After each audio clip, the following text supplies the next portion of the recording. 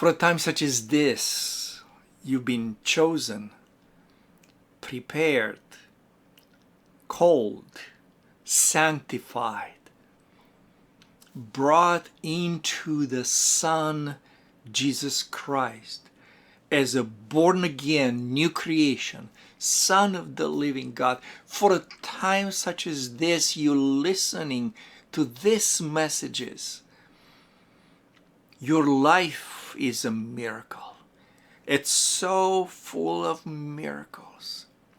The presence of the Almighty that lives inside you, and it's all around you, surrounds you. It's a huge miracle, and it's a source of continuous miracles. A miracle is something that the natural, the carnal, whatever it's here on this earth with the laws of physics, gravity, and all this, something that the law says impossible, not normal. This is not natural. That's where supernatural, miraculous comes in a place. But for the realm where God lives, it's no problem. It's normal. So God gives you His normal. So I have here the third miracle that the Gospel of John it's using in chapter 5. Somehow the Lord was showing me that this is so normal for Him. One thing that He's pointing to me when I look at healing sessions, people working hours to cast a demon or get someone from a wheelchair, all the respect, all the love. But then He's showing me how Jesus was doing that. And I do understand that's God's natural way. It's no sweat, no stress, no screaming, no gestures and things, and no. Listen, read with me. John 5:5, a certain man was there at Bethesda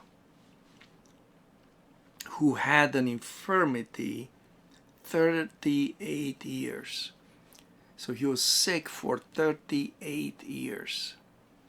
I think the body forgets what it means to be healthy in 38 years. It doesn't know how to function normal. When Jesus saw him lying there and knew that he had already have been in that condition a long time, he said to him, "Do you want to be made well?" The sick man answered him, "Sir, I have no man to put me into the pool when the water is stirred up.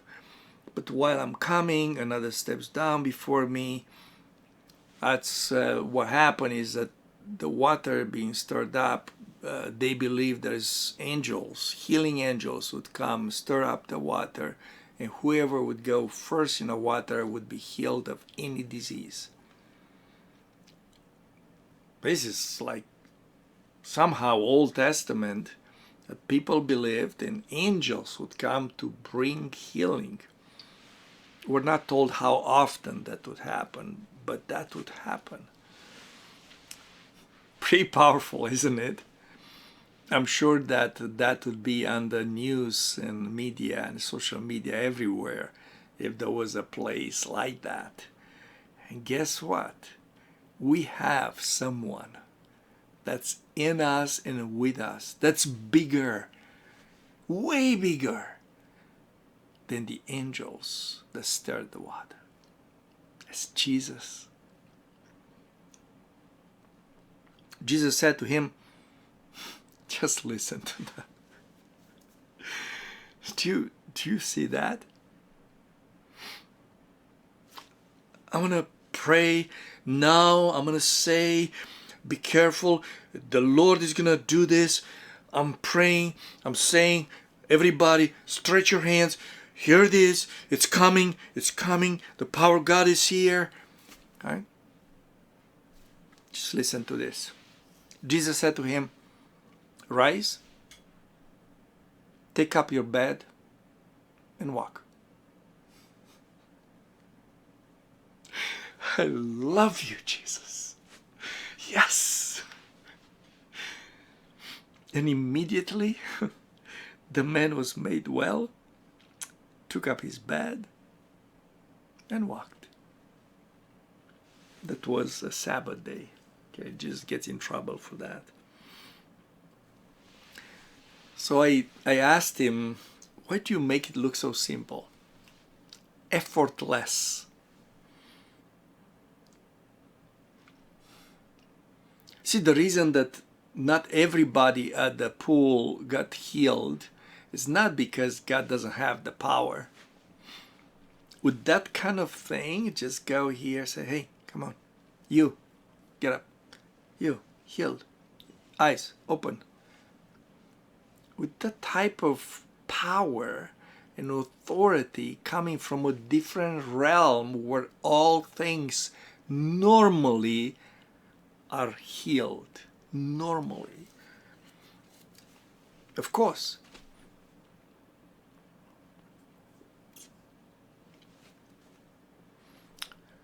But I do believe that the plan that the Father has, it's not a general plan, but it's a specific plan. He has a plan with each one. Because what he wants, it's relationship.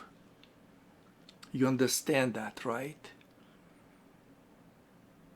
What is he now for you when you are in this situation?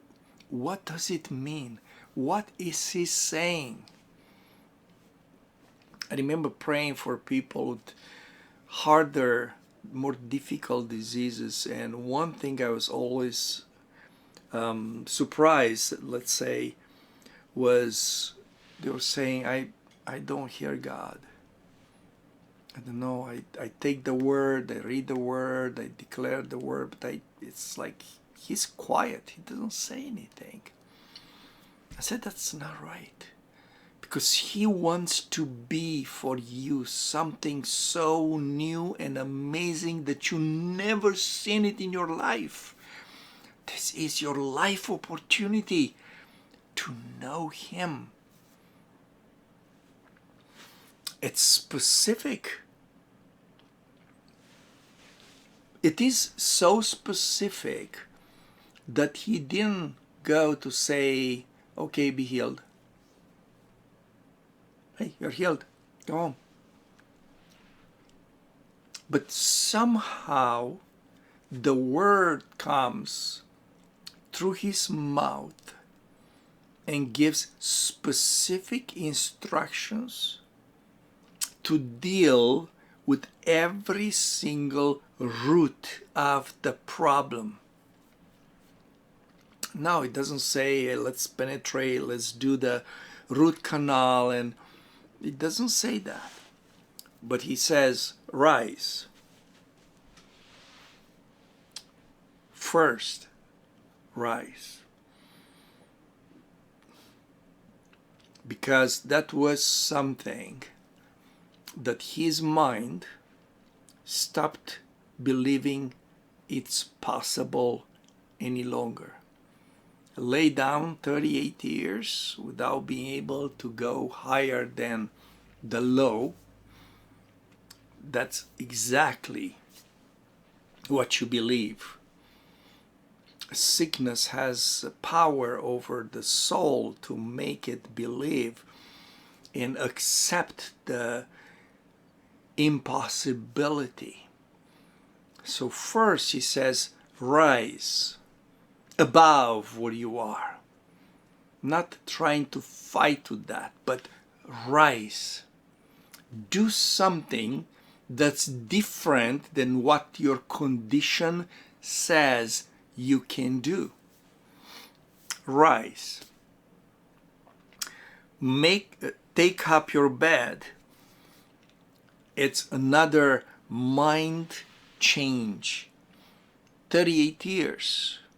It was that bad, which was that environment, which was your world, that bad. That's where you're laying your whole 38 years, whole life, 24 hours a day. Now that bad doesn't have to be. It's not part of your life any longer. You rise, take up your bed, and walk. Walk in a new environment, in a new world, in a new place. Rise, take up your bed, and walk. The Creator, the all-powerful healer, He deals with all of it with these few words. So powerful, because He doesn't just heal a body. He heals the soul, the mind, the emotions, memories, past, present, future. He heals a whole person, makes you a brand new person.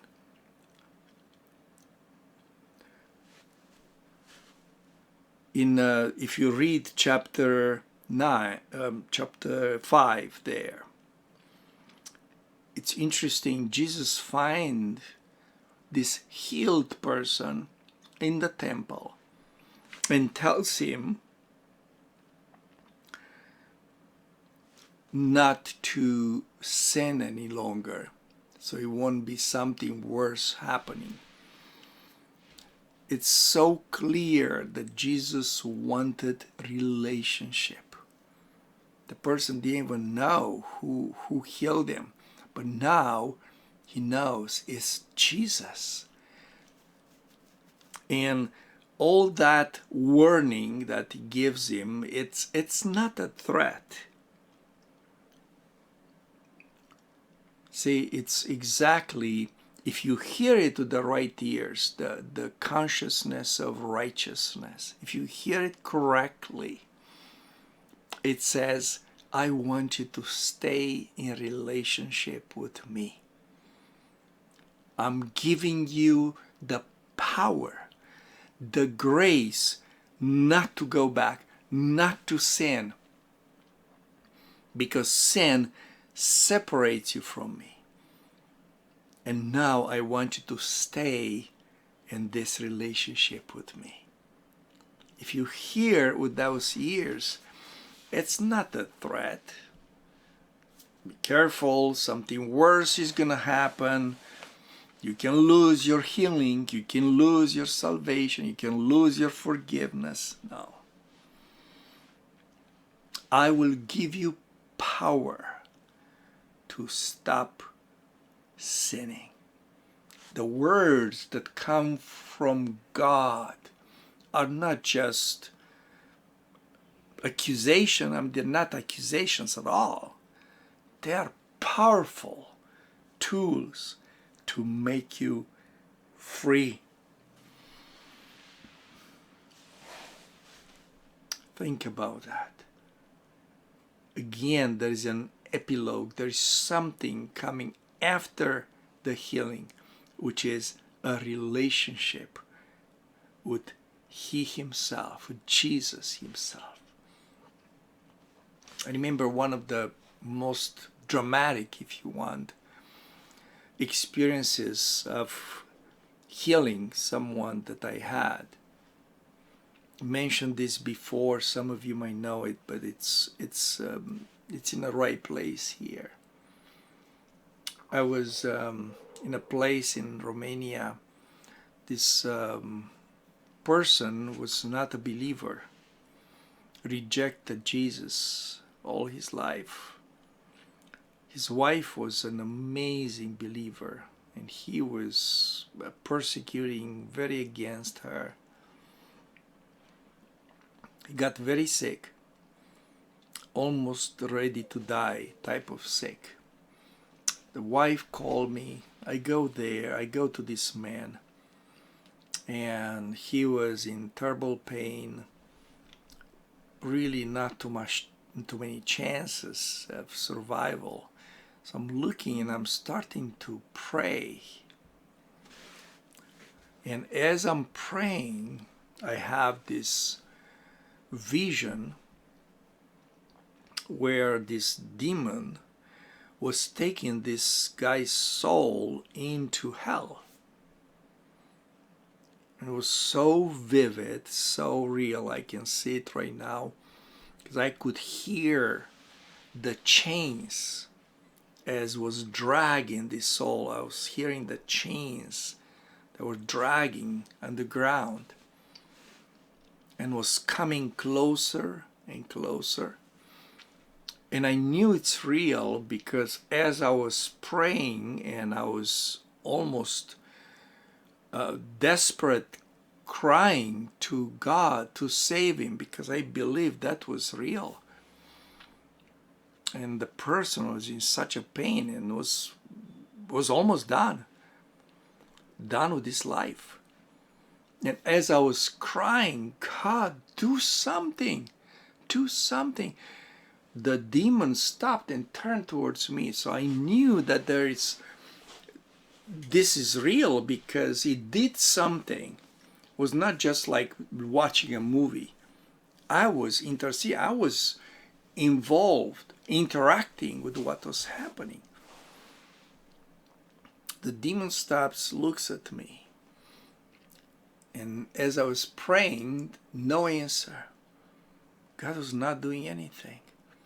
Tried my best, nothing. So, of course, the demon was kind of smiling and just turn and continue to go. Still quiet. I knew my Lord. I knew he wants to save. Why is he quiet now? In that moment, something came from inside of me. And I screamed, if you take him, take me with him. The moment I said that, don't ask me rationally why I said that. But the moment I said that, heaven opened, a light shined in the middle of the room. The power of God came, destroyed the demon, broke the chains, delivered that soul, and the presence of God filled that place in a way I rarely saw it even since. That the sick, the person who used to be sick, was basically jumping in bed, laughing hysterically, being made well, laughing hysterically. The joy of the Lord filled us up, and salvation came to that soul for the rest of the family.